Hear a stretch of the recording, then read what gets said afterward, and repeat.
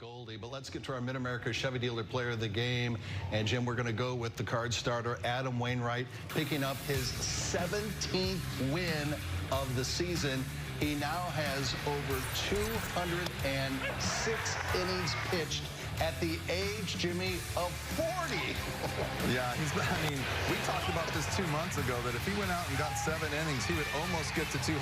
Well, he surpassed that and probably surpassed what everyone in this country thought that he could do, going out there again and just getting out after out, scattering 7 hits, only 2 runs, with 100 and something pitches, but it's just been incredible what he's been able to do, and when they need him, he's been big almost every single time. He certainly has, especially, Jim, when you think about the Cardinals losing Jack Flaherty. And, of course, Jack only comes back in a starting role for a short period of time, but through that 2.5-month period, it was Waino coming up big and really keeping, I think, the team afloat when you think about how difficult it was in that month of June for him. Yeah, you finally get Jack Flaherty, all systems go, and he is the ace of the staff, and then he goes down, and guess what? The old ace takes over, and then you add some pieces to the puzzle at the end.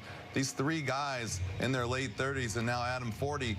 I mean, what can you say? They go out there and they battle, and that's what it's all about. It's about a lot of energy and some wisdom and some youth and some wisdom and some youth, and they've really put it together at the right time. And I don't know, Scotty, I see a little shades of 2006 in the future. I wanted to ask you about this because Waino, obviously 39, 40 years old. We're obviously see him every day. We obviously have a relationship with him. What about Cy Young? He has to at least get some consideration, right? Yeah, I would believe that he has to be, especially after this stretch of the Cardinals getting into the playoffs. He's got to be in the top 3, and you know he's going to pull a lot of votes away from guys, and so it might be close. But every category, he's in the top 2 or 3 or 4 in the pitching. I mean, how can you not at least give him a little bit of accolades for the Cy Young, as you see right here, Scotty? This right here is a little bit of it, but this is why we play the game. And talking about popping champagne, this is so much fun, but got to get back to all seriousness maybe the next day or the day after that. But tonight is definitely one of those nights you look forward to as a player. The goggles might be the best investment at all for these guys. I still say that these guys are soft. I never wore a pair of goggles ever. Paid for it a few times, but it's worth it in the eyes, I'll tell you what. All right, let's get over to Busch Stadium. Jimmy is... That's Ricky. Ricky, these guys are soft with these goggles on, aren't they? Hey, Jimmy, I'm with you. Hey, I had this opportunity to do this in 85, 87, and 88. We didn't even know what goggles were back then. Of course, we walked to school barefoot uphill in the snow. Up the hill in the snow, yeah. But the point is, it is exactly what you said, Jim. It is a blast to have this moment. It's what you play for. You think about spring training.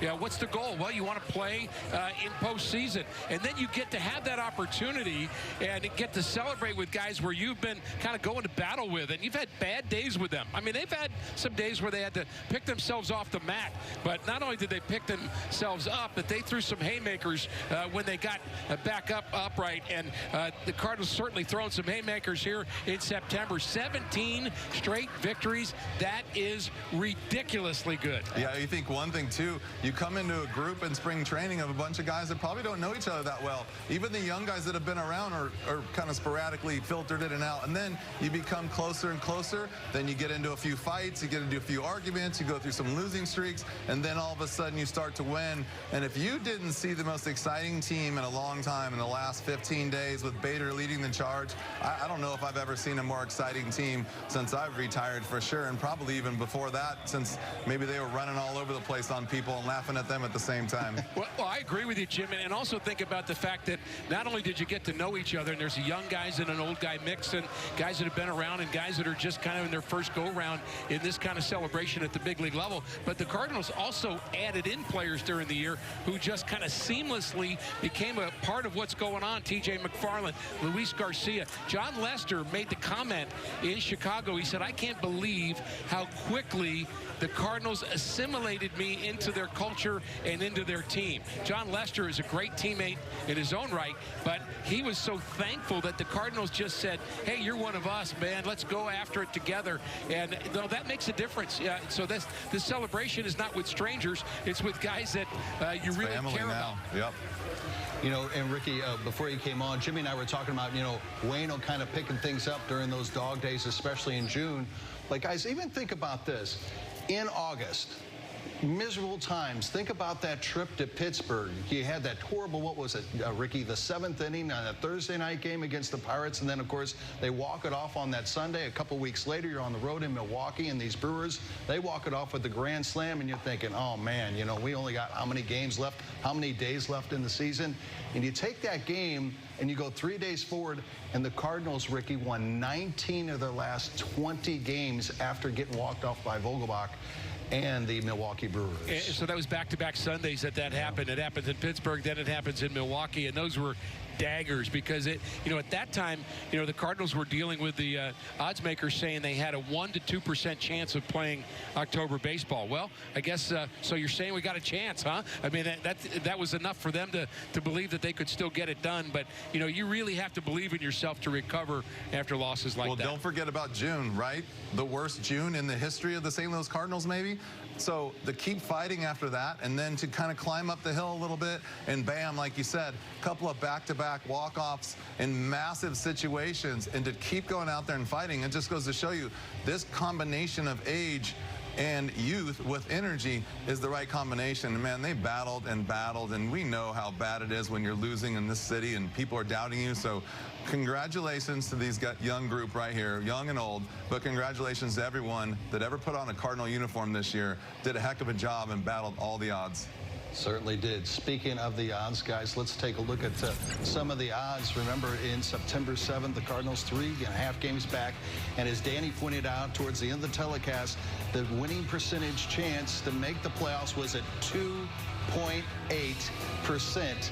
And my, oh my, guys, what a drastic change in 17 days. Well, maybe in June and July, it might have been minus like 99%. Come and get us in a couple of years when everyone starts to get a little bit older and wiser. But look at this. I mean, I'm just telling you, just look at the transformation of O'Neill for the course of the season. Great job. I mean, unbelievable. Look at the transformation in Bader in the second half. Look at what Dylan Carlson has done all year long, up and down, but being very consistent. The two corner guys we all know everything about. Tommy Edmonds, unbelievable year. Terrible, terrible year for Paul DeJong, but guess what? He's in the mix at the end of the year because he is the leader at shortstop, and they just keep on going. Add in the pitching staff, and then probably the greatest, or one of the greatest catchers of all time. I mean, it's a pretty dang good team. I was impressed, guys, with what happened during the last homestand when the 2011 team was here celebrating. That was a huge night, I think, emotionally for the Cardinals because the ballpark was filled, and many people at the ballpark that night when the Cardinals beat San Diego, many people said, this feels like Busch Stadium. This feels like Cardinals baseball again. And I think the emotion of that kind of gave them even more fuel as they went back out on the road. I mean, can you imagine the idea of beating Milwaukee 4 straight, beating Chicago 4 straight? I mean, it's hard to win on the road. The Cardinals 22-5 on the road after the 1st of July. But I credit the Cardinal fans really for hanging in with a team that was tough to hang in with. And if you didn't hang in, that's okay. Adam Wainwright said, that's okay. I don't blame you. We're not going anywhere. Yeah, we were terrible. And you know what? It was hard baseball to watch. Let's be honest about it. When the Cardinals were walking everybody and, you know, they just didn't seem to have a pathway to getting better, but they sure found that pathway. Yeah, I got a lot of nice conversations at the grocery store every day. I walked in there and they said, what's wrong with this team? And I kept saying, season's not over. I know it doesn't look great, but the season's not over. Who knew that they were going to make a run like this? It is historic. It definitely is. And you guys, you can think about this as well. You know, you got guys like Yachty and Waino who have that championship pedigree, and with Goldschmidt and Arenado, obviously the veteran leadership. But there's some of these young guys that won going through the Cardinal system. You think of Tyler O'Neill when he was acquired from Seattle in the Marco Gonzalez deal, or Harrison Bader or Paul DeJong. These guys were a part, along with some of the pitchers, of championship baseball, Ricky, down with Memphis when they won back-to-back championships as well. So they have a little bit of taste of that, even though not at the major league level. Yeah, the part of the minor league, the job, obviously, the minor leagues is to develop big leaguers. That's kind of number one. But number two, and right behind that, is playing on winning teams and develop a winning attitude. if you can in the minor leagues. George Kissel used to tell us every year in the minor leagues, this is your big leagues. Win this. I mean, this is your big league. Have that feeling, get that celebration, and then we'll advance you quicker, and you get to the big leagues and do the same thing. And I think that culture still exists with the Cardinals, and I think you're right. A lot of these guys, they know what winning's about, maybe not at the big league level, but they certainly have won enough to be able to play either the Dodgers or San Francisco next week. Can you believe it? Yeah, and you know what? If you don't win like at AAA, that might be your big leagues. You might never get a chance to win at another level, so go ahead and do it. But I think if you really pay attention, and I think the one thing that I can go to on this group, especially young and seeing the transition, look at the guys on the corners. Other than Arenado, who's as fiery as it gets, look at Adam, how he struggles, and then when Goldie struggles, they're quiet, they're professional. You see Yachty gets a little fiery at times, but he's always under control. And that's how you learn as a young player. Okay, I don't have to be jumping up and down and throwing my helmet and throwing my bat. It's okay. But when you do that over and over and over, you learn how to become a professional really quick. Well, guys, as we will definitely have player reaction. Jim Hayes is standing by to talk it over with some of the players. And, of course, the clubhouse is having quite the celebration. As you can imagine, there you see the families out on the field, and Wayno going out to see his big crew, his family, his wife, and all the kids that are at the ballpark here this evening to watch the clincher as well. And again, Jim Hayes is standing by. We'll get plenty of player reaction from Busch Stadium as soon as possible. Well, Scotty, how about this one? Ricky, how about Adam's daughter already knows. They've had enough champagne on them before. She's like, Dad, you're wet. Back off. I know how this works. She's savvy. She gets it. I've seen this game before. I don't want anything to do with it. Hug me later. Exactly. See you when I get home. Experience matters. No doubt. Well, guys, we take a look at some of the game highlights. And, of course, the Cardinals down 2 spot as they head to the bottom of the 4th. And how about the kid here, Jim Edmonds? Well, I mean, like I said, this young man started off as a struggle. He was just a little out of balance early on, and all of a sudden he kind of found his stride. And I'll tell you what, as much as watching these guys hit, as Adam Wainwright closing the door for the last couple innings after he gave up a couple, but then these guys just kept battling back. And, oh, by the way, guess who? Just another, and I can't believe this, Ricky, first sacrifice squeeze bunt of his career? That is kind of stunning. I almost didn't believe that, but the point is, it was a perfect one, wasn't it? I mean, and I thought the timing was right. We kind of commented on the radio side that they were going to make Vogelbach field that ball probably if they could and make him make a play, and I think it was a smart play to try to get Bader home, and all you needed to do is give Bader a little window. Oh, man. And you know, as you mentioned, some of the Cardinal players are a little more stoic, Jim, like Goldie, who is just so humble. He's going to do his job. Bader's the opposite of that, and I don't mean that in a bad way. I think it's great that the Cardinals have so much energy in one person in Harrison Bader, and it's infectious. I think that my favorite thing that I saw after I was gone away this last week was watching the highlights in Chicago and Goldie staring up at Bader and just smiling like, man, I wish I could do that, but that's that right. is It's not my personality. No, it's not him, exactly. But go for neither's it. wrong. That's what, you know what, that's what's good on a team, Jim, when you've got guys that are from different backgrounds and they have different personalities, but you know, honestly, I don't think it's too strong to say you learn to love each other during the season. Yeah, there's no question about it, and I'll tell you what, it's great to see that the girls get to come down and visit. Tommy with his girl and Adam's family out there. I just think it's so cool that the best thing that we've done here since I've been here and with La Russa and obviously this ownership group, getting the families involved and always have been involved, and that's what makes it all worth it when the kids get to come down and see their dads and get to play in the locker room. And this right here, there's nothing better. Absolutely. As you see Wayno's son, who they just adopted last year, enjoying the celebration with the families out on the field, and of course the Cardinals in the Cardinal clubhouse. And let's get over to Busch Stadium right now. Jim Hayes is with Cards third baseman Nolan Arenado. Jimmy? Nolan Arenado, sacrifice fly RBI, also his 34th homer of the season. I know you guys didn't want to be looking at scoreboards and seeing who was doing what. You wanted to handle your own business. That's what you did tonight. Yeah, that's for sure. I mean, I think we were just concerned about our game. You know, I know I wasn't scoreboard watching like I was last week, but just focus on ourselves, find a way to win the ball game.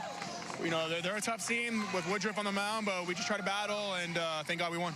I know you guys are focused on going deep into the postseason. This is just a step along the way. But when you first came here, wasn't this what you were hoping for, a run like this? Absolutely. You know, I think to be able to go to the playoffs is what it's all about. And I'm just thankful to be a part of this team. I mean, this team is unbelievable.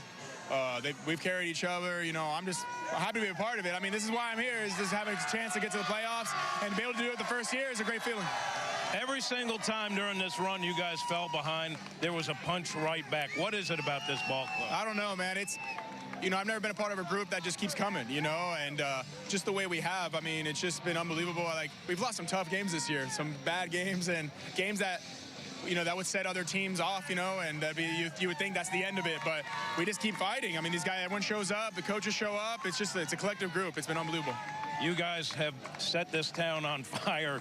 The crowd is crazy right now. What's it like playing for you in front of these guys? Because I think from here it's only going to get more intense and more intense from the fan base. Absolutely. I mean, we need our fan base. I mean, we feed off them, and it was really loud today, and that was unbelievable. But there's no doubt we need our fan base. You know, we need the other team, the opposing team, to feel the pressure of the fans, and we need their support. So it's been great. Congratulations. Thanks for the time. Thanks so much. Appreciate it. Thank you. Congratulations to Nolan Arenado and, of course, Jimmy Ballgame putting the exclamation mark on this one tonight with the home run, his 34th of the season. I've said it before and I'll say it again. You appreciate a guy when you watch him from afar. When you see a guy like this on an everyday basis, you appreciate him so much more, what this guy can do for a ball club. And that is true. And you know what's a really good feeling is to hit that home run in a game like this. That is no better way to show what kind of guy you are. But even to go home and say, man, I hit a home run in the clincher. I'm here to play, and I can do this. And I think it's awesome. And you know what's really cool, too?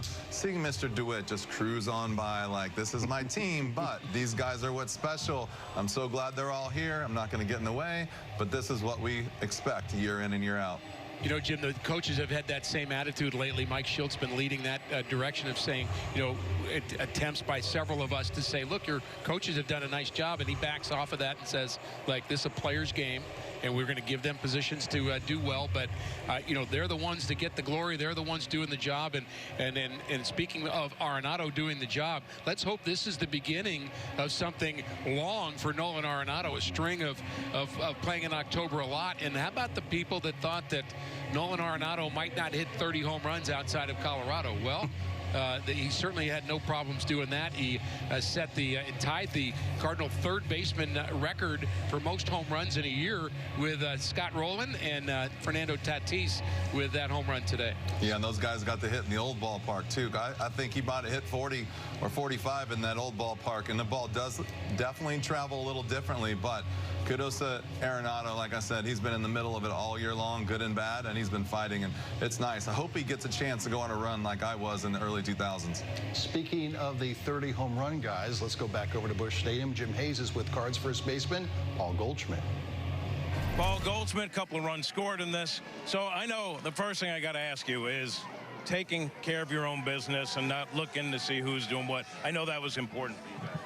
Yeah, of course. I mean, we would try to get it any way we could, but of course we knew if we won that, you know, whatever the other teams didn't matter, and, you know, just a great job. You know, we got down early, you know, big 2 runs tied up and just kept adding on, and just a great team effort today.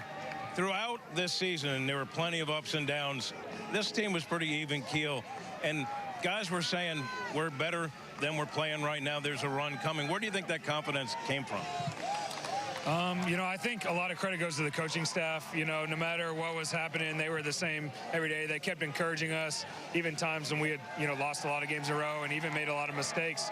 You know, they kept, you know, staying positive and telling us to keep doing what we were doing, and, you know, it worked out. Could you ever foresee a run like this? I know you guys knew that you would play better and hopefully get into the playoffs, but a run like this, did you ever think something like this was coming? I mean, 17 in a row, you can't, you know, plan for that. You know, I think going into this last month, we just knew, I think, you know, just try to win series. You know, we knew I had a couple with Cincy, the one with San Diego, New York.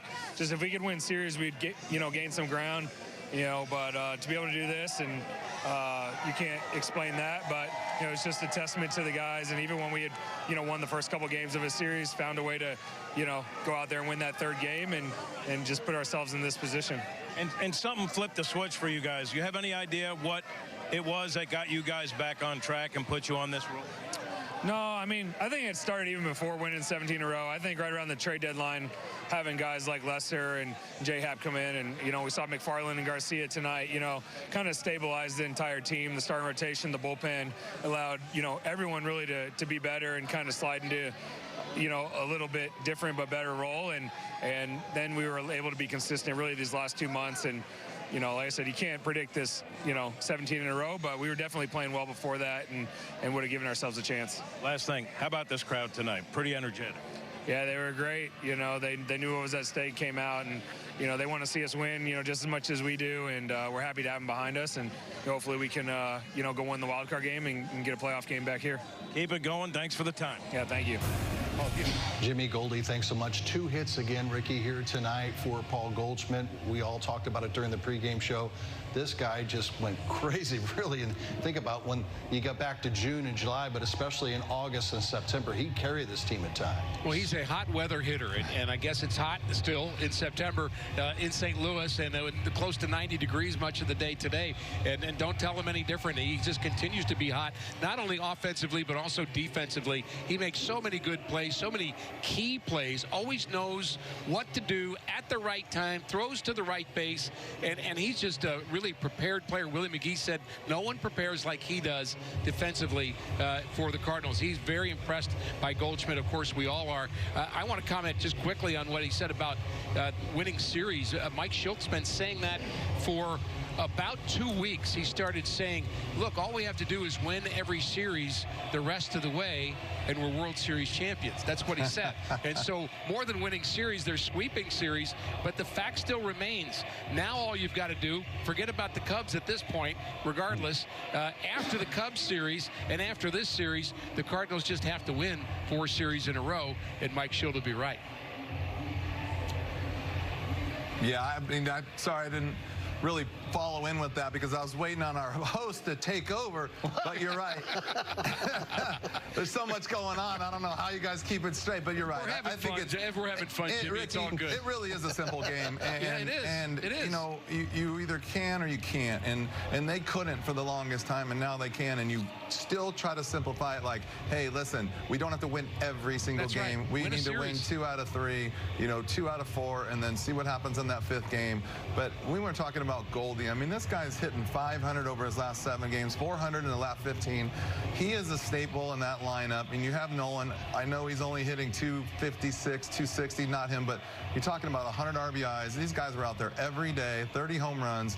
O'Neill, again, I mean, just what a great group. And like you said, make it simple and keep playing the game as hard as you can. All right, guys, more of Cardinals Live as we continue to cover the clincher tonight at Busch Stadium.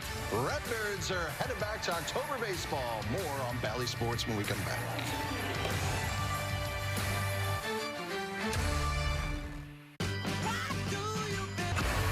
Cardinals Live on Bally Sports is brought to you by Central Bank, the hometown bank of the Cardinals. Visit cardinalschecking.com. As you see the clubhouse getting ready, now it is a party in there. And let's get back to Busch Stadium right now. Jim Hayes is with Mr. Bill DeWitt Jr. I'm with the owner, Bill DeWitt Jr. I'm not in the clubhouse, so I can't see to it that you get sprayed with champagne like I got out of there early. That's smart. You know, I saw Gersh walk out here, and he said, just like we drew it up. Could anyone see this coming from this ball club? What are your thoughts on that? Well, we knew we had a good club, and you know, we had a lot of injuries early, and they took their toll. But you know, we filled in at the deadline. Mo did a great job, Mo and Gersh, getting some needed pitching, and you know, we just took off and felt like we were going to win every day, no matter whether we got behind or not. And since we started this run, we have won every day, so that's a good thing. 17 straight, really impressive. If you do trace it back to the moves to get guys who threw strikes to stabilize pitching, Garcia, McFarland, Leblanc, and of course Lester and Hap, did those guys give you more than you were expecting? Well, you know, with veteran pitchers, they're at their best when things are the most important. So Lester and Hap, you know, we got what we were hoping to get, and the relievers, you know, Mo and Gersh did a great job identifying their talent. It played well to our club, and, I mean, they've been terrific. How about the job Schilt done? Because there were some tough times where it looked like this team might not be able to bounce back, and he held everybody together. He did, and he never gave up. He was positive the whole way, and, you know, we're going to soldier through this, and I mean, look what happened. Here we are with, what, 5 games to play, and we've clinched. It's unbelievable. It really is. And the crowd loves it. The crowd certainly does love it, and they're great fans. Congratulations. Keep it going. Thank you for the time. Thanks, Jim.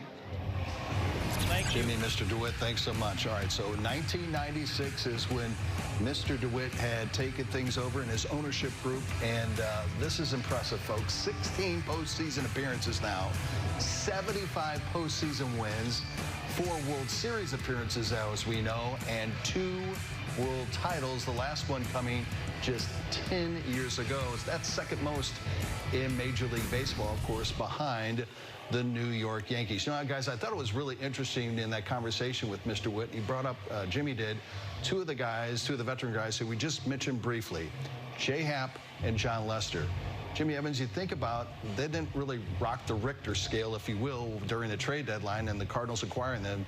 But boy, have they been a huge part of what the Cardinals' success has been over the last 2 months. Well, I don't want to toot my own horn, but I said exactly that. I said these guys will come in, and they don't have to win every game. They have to keep you in the ball game, and if they keep it under control like they do, these guys are the best at keeping their emotions intact. They are going to give the Cardinals a better chance to win day in and day out, and they did exactly that. Lester started off a little rocky, but he pitched well in between his couple bad innings, and then he just got better and better and better. And then you got to go to Happ, where he just threw strikes, and you can go even back to other guys that they got that aren't around still. The other lefty that was throwing out there, I can't think of his name right now. Yeah, Wade LeBlanc, and I played with him in 09 or 08. But Jim, I was going to talk about him too. I mean, the guys just threw strikes, and that's what you got to do and to be successful. And go ahead, Ricky, you know better than anyone. Well, I think what you said, you hit it right, and I was going to say that too, that Wade LeBlanc, who's still kind of traveling with the team, but he can't pitch anymore, but when he got there, he was kind of like Yoda. When he would do his post-game Zooms, he would say such perfect things. He would flip the ball up there over the plate every single time, and for the young pitchers to see him get people out with throwing 87 miles an hour, and of course Wainwright doing it less than 90, and then you get Happ and Lester, and I just think that was had a good effect on a lot of the Cardinal pitchers, and it kind of got us out of the walkathon that we were dealing with in June. And so I go all the way back to LeBlanc, and I think for Mr. DeWitt to talk about the job that John Mozeliak and Michael Gersh and really all of their staff did to get the right guys at the right time, I agree with that wholeheartedly. The other favorite word in that little interview that he did there with Jim, which was terrific, he used the word positive when talking about Mike Schilt.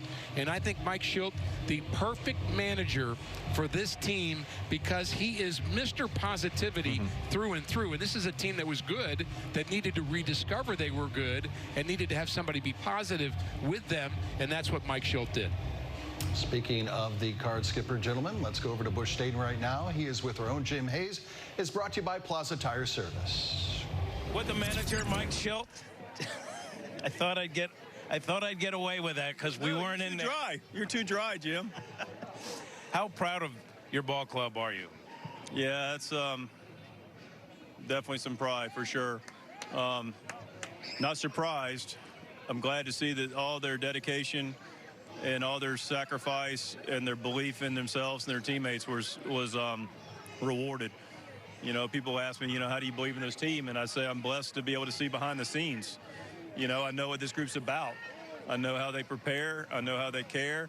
I know how they compete on the field. And not at one turn do they ever give in. And so I'm glad they're getting an initial reward for what that looks like. And, you know, we're just looking to get started on this thing.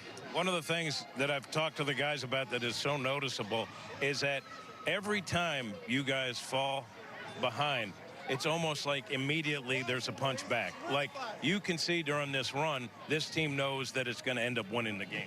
Yeah, you know, there's a hunger to this team, regardless of circumstance. You know, we're up, we want more, we're down, it's a temporary setback, and let's go and figure out a way to get on top. And, you know, it's a hungry group that's playing well together, but still got a lot to eat.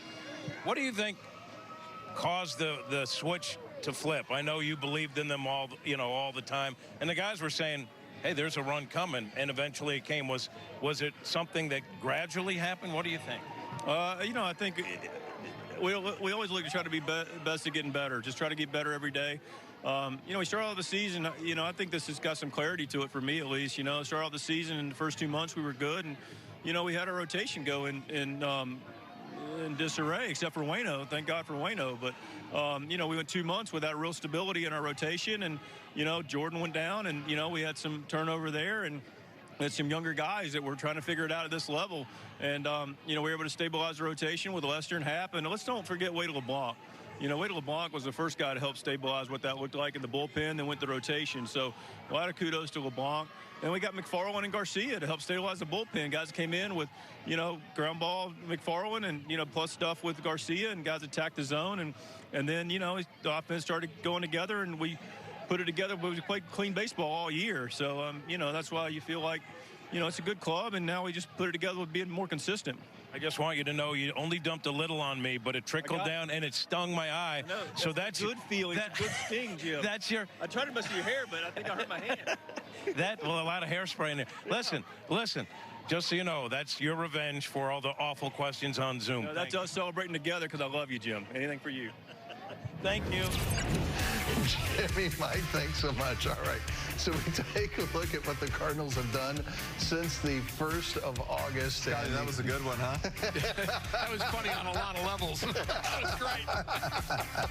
Look at the runs per game, over 5 runs per game in the run differential.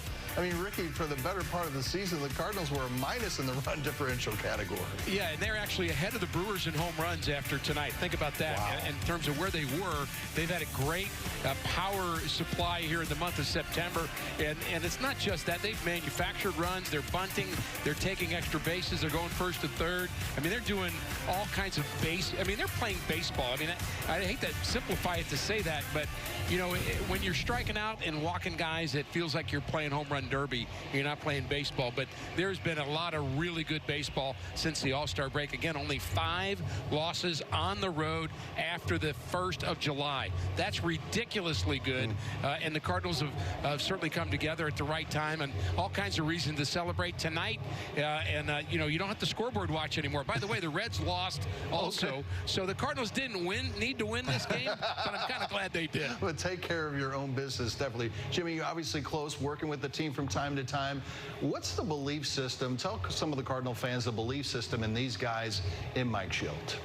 Well, Mike's been there. I mean, he's been in the organization forever. He's gone through the minor leagues with some of these guys. He has been around the best in Tony La Russa, and now he's turning himself into that kind of a manager. You can see in his interviews, if you say the wrong thing, he jumps right back in your face and says, well, wait a second, that's not how it really actually went. This is the way we're going to go. And then he just keeps his team on a pedestal, and they'll keep playing, and they'll keep playing until they can't play anymore. And you got to love a guy like that. That's exactly what Tony used to do. Must-see TV with Tony TV. I mean, this is a subdued version of that. He's not turning over tables and throwing things, but I've never been around a guy other than Tony, obviously, but I've gotten to really know, that's been so positive and has been, even behind the scenes, behind the players' backs, been so positive in trying to teach them and learn with his coaching staff. And I think that's kind of one of the things that people don't realize is even in the afternoon at noon and 2 o'clock when we used to have these meetings with coaches, no players involved, it's positive. How do we get this young man to respond? How do we get this young man, he's not responding to words, let's show him. How do we do this? Let's keep it moving, keep it positive, keep going in the right direction. And those are the things that make me just amazed at the way Mike Shildt goes and runs his organization. Now, you watch him today, guys, when the 28th of September, and say, well, it's easy for him to have his teams back today. But Mike Shildt's the kind of manager, what Jimmy's saying, that has your back all the time. And that's who you want to play for. Somebody that's going to have your back, especially publicly, going to defend you, going to believe in you. Now, doesn't mean there aren't some harsh conversations that take place. And, of course, with Tony, those took place. And Whitey Herzog, all the way back to the great Cardinal managers. Yeah, those conversations take take place. In fact, I think Mike Shildt gets the kind of the raw end of the stick sometimes publicly because he doesn't kind of fire back about his players playing terrible all the time. But that's not how he's going to do it. Doesn't mean he's not encouraging them to get better and making sure that they know when things aren't going right. He does do that, but he doesn't have to do that publicly. We don't have to know about it, and that's what I think Mike Shildt does do. So don't get frustrated by Mike if he doesn't throw enough chairs for your liking, because he is managing this team. He's managing them positively. He had their back in June, and he has their back certainly in September, and he will in postseason. Hey, Ricky, I just want you to know I've been in some of those meetings, and they're not pretty. There's chairs flying at times. He's like Brad Thompson when he gets mad. Yeah, I've been in a couple of meetings when I've been trying to press myself up against the door, and I'm on his side. I'm not even playing anymore. So I've been in there. Guys, we'll take a break on Cardinals Live, and when we come back, more from Jimmy and Ricky, and more of the celebration at Busch Stadium as the Redbirds are headed to the playoffs for the 3rd straight year.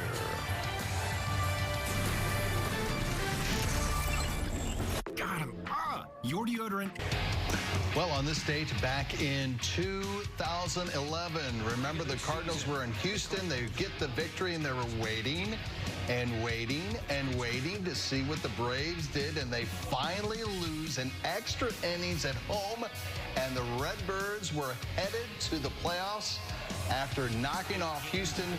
Ricky, that was a crazy night of baseball, wasn't it? I was sitting up in the booth at that time waiting for that to happen, and that was a long time, I can tell you, to wait for that moment. And we didn't have any champagne up, by the way, up in the booth, but it was a wonderful day, and it was a wonderful Cardinal moment. You can add today to that list of great Cardinal moments, and this team's going to be added to the list of great Cardinal teams. Yeah, look at the comparison, Jimmy, from 2011 to 2021. Remember, Waino did not pitch that season. We barely had Jack Flaherty this season. Worst month, both in June. There you see some of the trade acquisitions, and Octavio Gotel, Sepchinski, among others, being acquired in 2011. But look at the records in September. That's crazy. You think about the Cardinals were even farther behind in 2011 than in 2021, and the Redbirds in 2021 had just reeled off again 17 straight, Jim. Yeah, I don't know which was in a worse situation there. You look at that, and it goes back to, like I said, in 2006, we thought we had no chance, and we kind of limped in, but it just goes to show you, I mean, they always put these teams in the right position to win. You don't always have to go get a big bat or something at the trade deadline. You just have to believe, and that's what this organization does for its players, and, I mean, it speaks for itself. I mean, what else can you say about this group? These kids, these older guys, this organization, the DeWitts, I mean, list goes on and on. I mean, go all the way through the last 20 years. I mean, it's been incredible. It is incredible, and Cardinals getting contributions all through the rosters, including guys like Lars Nootbaar, T.J. McFarland. In fact, they're at Busch Stadium right now with Jim Hayes. Jimmy? Interview, I got T.J. McFarland and All right, how about this guy? I tweeted out the other day that when he throws a coin into the wishing well, he gets 2 wishes. This guy's been pretty amazing. He really has. I mean, it's unbelievable. It feels like every time he goes out there, we're in a good position when he goes out there. And, you know, I watch him, and it's just like it's a guaranteed out every single time he goes out there. Now, when I talked to Willie McGee about this guy, he said from day one, he said, you look like a big leaguer. You work like a big leaguer. You carry yourself. What are your thoughts on Newt? Well, he's got a big league name. I mean, pretty good. I mean, yeah, Newt. I mean, even if you do bad, you don't even know if they're booing you or just saying Newt. So it's perfect. I'm always optimistic. No, he's incredible. His work ethic, everything. I mean, he saved a whole bunch of runs in right field when he robbed that home run. It was just incredible. Pretty great. Now, for him to be doing what he's doing right now, it's nice to see that a young guy comes up and is as polished as he is. So, I mean, you've been a big leaguer for a while, but this is as hot as you've gotten. When you come on, there is a double play that's going to happen. What's that feeling like? It's every time. It's every single time. I'm telling you, when he goes out there, we are watching the game going, this is automatic. Every single time he goes out there. I don't know how he feels, but I got to stop letting runners on to begin with. What? Double play's a thing. That's part of TJ's signature. Hey, I'll keep rolling them as long as we keep fielding them. We'll be good to go. What's it been like for you, young guy on this team, seeing it take off and being part of it? Yeah, I mean, it's unbelievable. Obviously, we're on a 17-game win streak right now, but to be a part of it's unbelievable. And, you know, to see these guys come out and do what they do every single day. It's really incredible. And for a guy like him, you know, like, he doesn't know, but he's 8 years in the show, and I look up to guys like this, and so the way he carries himself, it's inspiring every day for a guy like me. You're the take charge guy, so take the mic and say back to you, Scotty. Back to you, Scotty. Thank you, DJ. Appreciate it.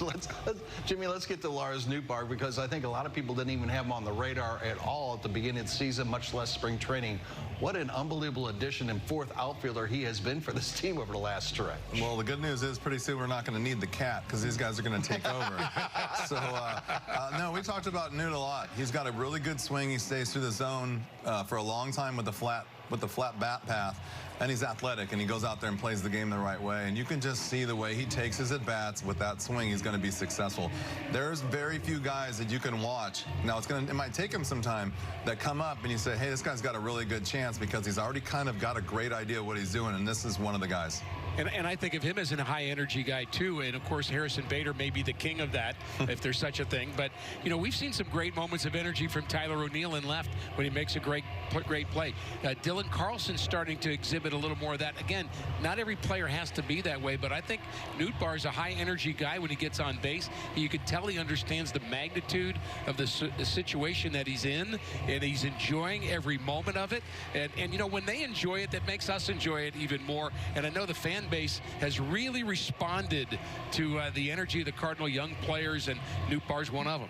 Speaking of energy, we all know Harrison Bader has a lot of energy. Let's Here go to it comes, Bush. Ricky. Oh, baby, I'm ready. I'm ready. He's with Hang Jimmy on. right now. I don't know if any of these Cardinals has had more fun with this than Harrison Bader.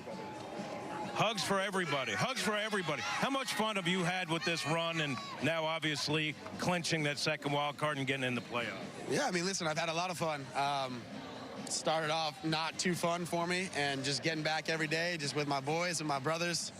It means the world to me to be in this position with them, and I'm just going to give everything I have and just see where it all shakes out. I was talking to you about this before the game, but some of the players not quite as exuberant, as demonstrative as you, but some of the players say they feed off that energy. What does that feel like when you know some of the players are feeding off what you're bringing to the table? Yeah, I mean, it means a lot to me. There's no doubt about it. There's a lot of talented players in there. So for them to say that means the world. You know, the biggest question I ask myself every single day, you know, is what does my team need from me today? And sometimes that's as simple as energy. It might be moving a runner, whatever it is, baseball related, maybe not baseball related, but, you know, keeping the team focused takes the pressure off myself. So I'm having a lot of fun with it. We have seen not just wins 17 in a row, but we've seen remarkable plays, great defense, crazy plays. What has this run been like for you? Well, the start has been fun, and secondly, it's just been professional. I mean, there were games where we were behind to start, but it was just head down. You know, we didn't know who was going to do it, but someone's going to do it, and that mentality is contagious. It's dangerous. It's intentional, and being around a group of guys like that, man, it's just an absolute blast day in and day out. So, yeah, man, we're bearing down on a finish line that we're happy to be a part of. Last thing, during this streak, even when you guys were down, it kind of felt like you guys knew that a comeback was inevitable. Where did that confidence come from? Because it seems a lot different now. You're a different ball club than you were earlier in the season in stage. Yeah, for sure. I mean, it comes from within, individually, top to bottom, you know, from the entire roster. Whether you're starting, whether you're coming off the bench, whether you're, you know, starting pitcher, whether you're coming out of the relief position, whatever it is, it comes from within. There's no doubt about it. There's no special sauce. There's no special recipe. It's just looking in the mirror, owning what you do, being prepared for what you do, passing the baton because you trust the guy to your left, to your right. And that's what a winning team does. That's what a winning ball club does. It took us a little bit to get there, but it's not about how you start, even the middle part at times, but it really is about how you finish. And, you know, timing in life, in baseball, not in baseball is everything. So, yeah, time has been pretty damn good. Keep having fun. Sounds good, Jim. All right, guys, we know how much of a competitor Harrison is. I can't even imagine, Jimmy, how it was just chewing at him at the beginning of the season when he's injured and not really part of the ball club at the beginning of the year. Yeah, it's tough on him. I mean, he really is a competitor, and this kid really wants to be great. He doesn't want to be good. He wants to be great. And he's not ever happy with what's going on, but he has an energy about him that says, I'm just going to keep going. And I know this personally because I talk to him literally daily. And he's just, it's amazing to listen to him. It's almost like he's not paying attention to anything that's going on other than he is going to go forward no matter what and get out of my way. One of these days I'm going to be great. And so that's what we're watching. And he said it. Whatever he can do that day, and his positivity and his energy is infectious. And like I said, the best thing I saw all last week was him clapping and yelling and screaming, and Goldie just looking up at him like, man, this is fun. I love it when he said, my teammates, my brothers, because that's really what you are. And, how can I help my teammates win, and how can I help us all be better every day? That's what you should be asking as a player. And you think about, what he said about some of the rough times during that interview with Jim, and how it's all good now, and it's good to finish well late. Well, we all know that the baseball season is a marathon, and then there's a sprint at the end. Well, the Cardinals started sprinting a little bit before the end, and they needed to, frankly, because they were losing the marathon. And they just went into sprint mode, man, and just ran past a bunch of tired people. Yeah, they got a bunch of guys that are a lot faster than everyone else. We already know this. I mean, that's right. 4 or 5 guys that run in that 30 feet per second. Yeah, they sprinted right on by everyone. They sure did, and they're sprinted right into the playoffs. And one of those guys, good segue here, is Tyler O'Neill. Let's get to Bush Stadium. He's with Jimmy the Cat Hayes. Jimmy. So Tyler O'Neill in the middle of the batting order, kind of happened around when this run took off. I mean, the season you're putting together, is that just getting enough reps and suddenly feeling it and putting it into action? Yeah, sure. I mean, this is really the first year I've had a full season under my belt to figure some stuff out, go through ups and downs, and be able to make those adjustments that you need to make, that are necessary to make over a consistent 500 at bat. So really figuring out, how my abilities work in this league, and, how to counteract, what different pitchers do and stuff. So, feeling good up there. Being the number 3 hitter and hitting between the guys you're hitting between, I think can be a little intimidating, but you flourished there. How have you done that? That's pretty cool, isn't it? Goldie, Nolan, these guys are two of the most renowned hitters in the NL over the last decade. I've said this a couple times, but all I'm doing is learning. I'm just trying to learn from those guys, and they give me such good intel. Here or there, it's just a great experience for me to keep playing ball, and obviously it gave me some good protection too. That helps for sure. One of the guys who has been running wild and is letting his feelings be known demonstratively is the guy you play next to, Harrison Bader. How much energy do you get off him? Because that guy seems like he's constant energy. Yeah, definitely. No, Harrison brings it every day for sure. I can't say enough about that dude. Obviously, he's electric in the field, and he's got so much ability at the plate too. So he's dynamic out there, and it's great to have him on our team, of course. Do you think other teams are paying attention to what you guys got going on? I'm talking about playoff teams that are thinking, yeah, I'd rather avoid those guys if we could. Definitely should. 17 in a row now. So, baseball's a funny sport, though. Anything can go your way at any time or the other way at any time. So, we played a lot of good, consistent ball, throwing strikes, hitting strikes, doing the little things, moving guys over, hitting low liners and stuff. So that's how we're cruising. Keep it going. It's been fun to watch. Thank you, Jimmy. Appreciate it. Guys, thank you so much. Ricky, I'll never forget, remember when the spring training finished last year, and then we finally got started up with a little bit of spring training in the summer here at Busch Stadium before the season started. And Tyler O'Neill said he stayed down in Jupiter through that whole time during quarantine, and he worked on his hitting. He is so dedicated to his craft, isn't he? Yeah, and he's going to strike out some, but who cares? I mean, some of the great hitters in the game strike out a lot, but what he is going to do is do damage, and he's also done a good job of hitting the breaking ball, much better at that, much better at hitting the ball the other way.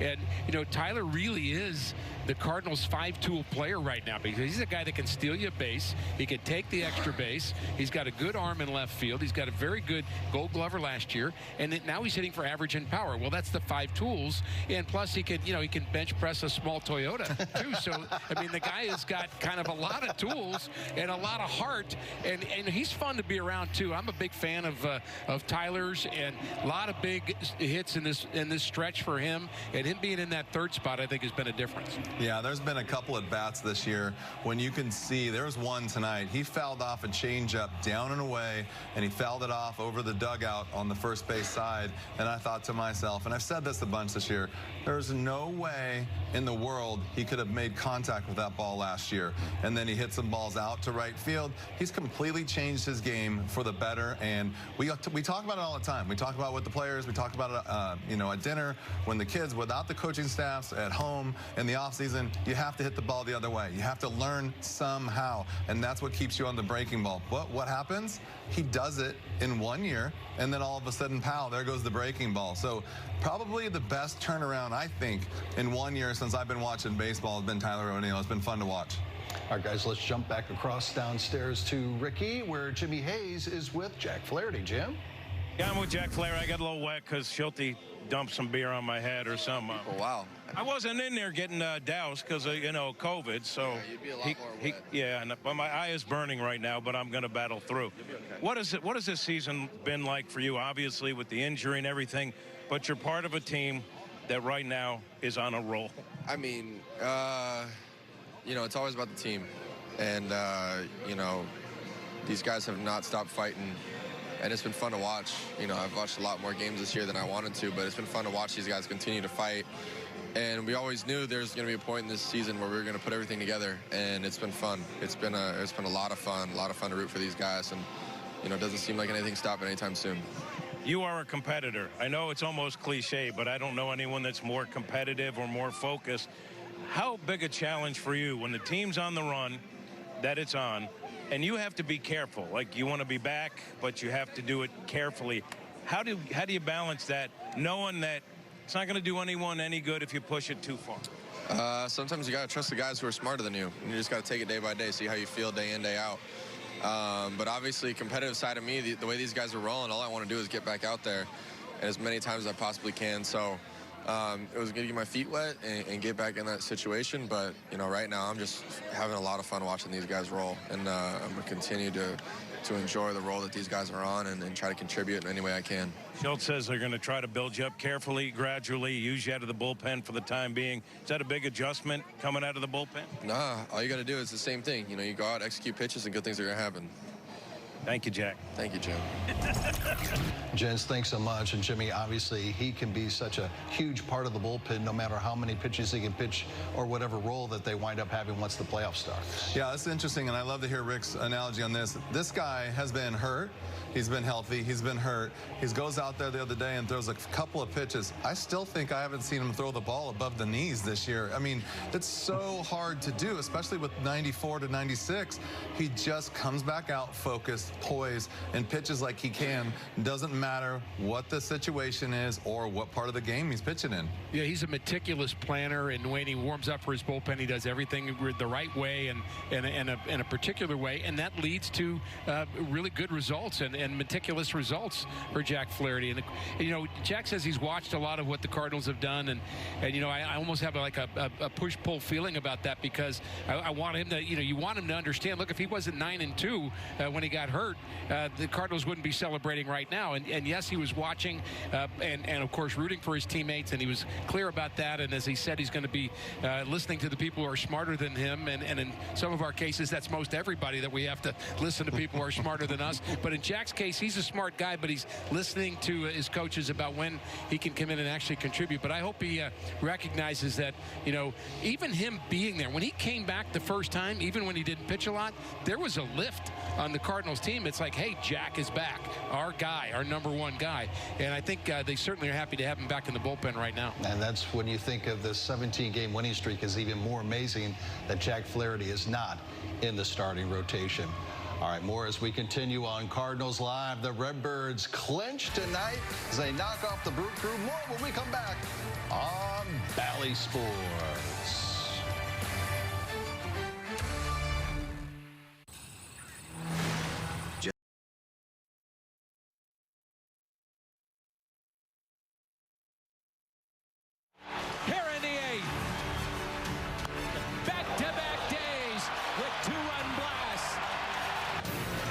pitch. Lindor, ground ball. It's a double play, and let's go to the 11th. Andrew Knizner off the bench, drives in 2. Nootbaar back, and has it. Lars Nootbaar with the catch. It's at the wall. Grand slammer. It's off the wall, plays it perfectly. Here's his throw into second. He got it. Oh, what a throw, what a fly. Out to left, it is gone. He did it. Right field backing up Carlson. Oh, he caught it.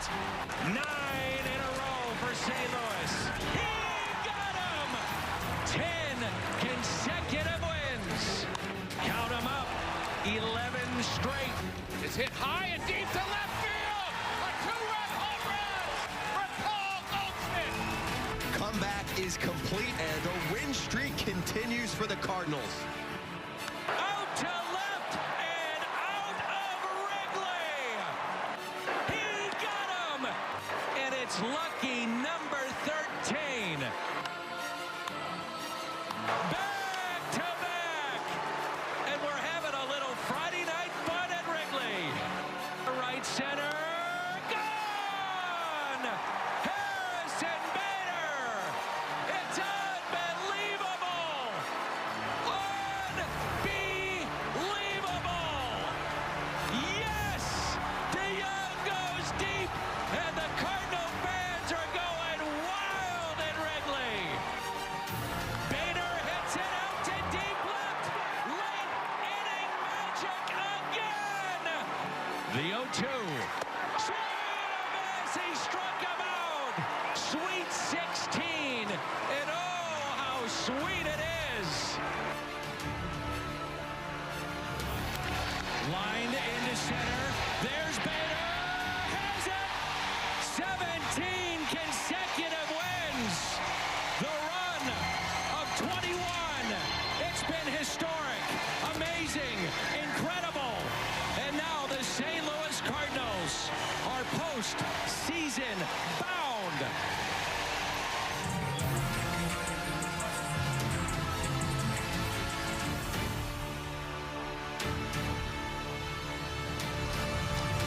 What a ride this has been. And Jimmy Ballgame, what a ride for the Cardinal fans over the last 10 years. Well, Ricky, I want you to weigh on this one because who's had more fun, Danny Mac or Harrison Bader?